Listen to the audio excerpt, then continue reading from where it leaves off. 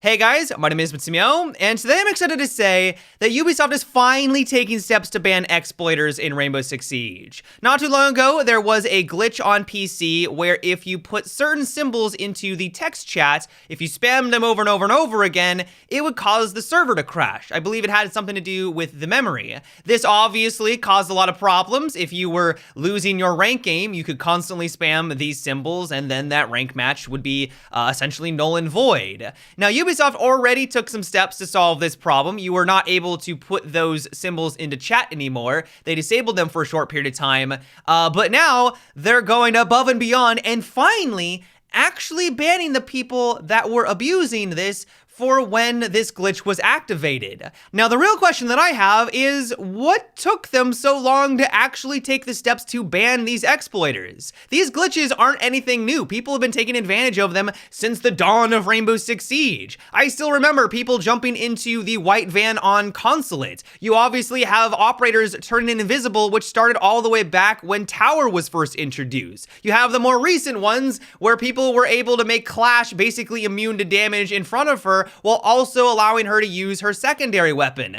These were all very large problems that pretty much broke the game if you were on the receiving end, and so what took so long? The first thing that I can think of is that it's probably much easier for Ubisoft to actually simply identify who was taking advantage of these glitches, because all they needed to do was look at the text logs. If they notice that someone is constantly spamming these symbols over and over and over again, it's going to be very obvious that that player was trying to crash these matches. Unlike a shield glitch, for example, that's probably a lot harder for them to detect. I'm obviously not a game developer, and so I don't know what systems they have in place to actually identify who is taking advantage of these glitches, but I can only imagine that it's got to be much more challenging. You would probably need to have physical evidence with like a video, for example, to be able to go after these players. And so probably that's one reason why this is happening. The other reason that I can think of is that Ubisoft is probably getting to the point where they want to crack down on these exploiters because it's getting a bit ridiculous.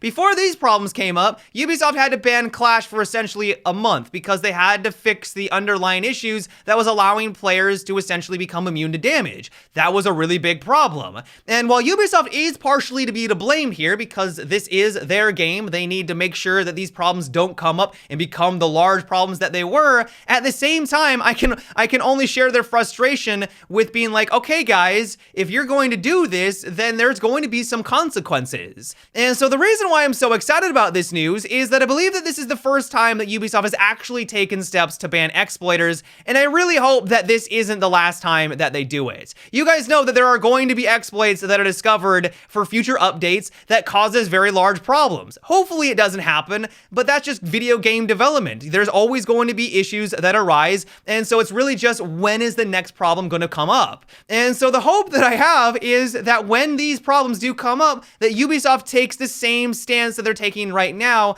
and does something along these very same lines. Now, I realize that some people may not be too thrilled by this update or getting a bit nervous because what constitutes taking advantage of a glitch where it would be a bannable offense? Well, according to their code of conduct, the reason why this is happening right now is any conduct which interrupts the general flow of gameplay in the game clients. Basically causing the client or the match to crash really interrupts the flow of the gameplay. I would argue, and this isn't the stance of Ubisoft, this is just my opinion, I would argue that people that were going invisible should also fit these very same parameters. If you're literally invisible and people can't see you, that is going to completely ruin that match. It interrupts the game in a very impactful way, and those players probably should have seen some consequences. Now, the real question is, though, is where do they define that line? This could be a one-off thing because it's very obvious and they're literally crashing the match itself. It can't be more clear cut. It's also very obvious who the people were who were taking advantage of it. But we move on over into more of the gray area. Where does that cutoff land? People that are using the shield to get into places that normally shouldn't be accessible.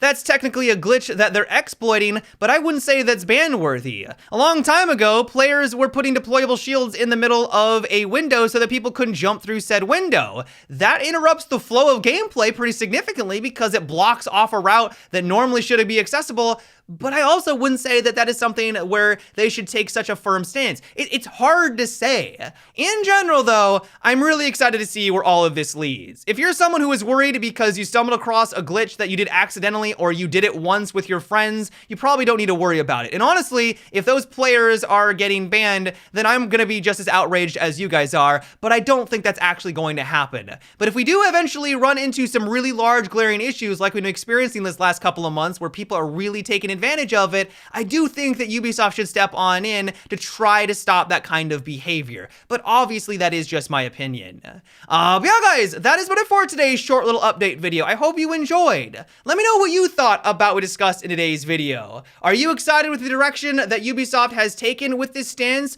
Are you a little bit hesitant or reluctant? Let me know your guys' thoughts down below.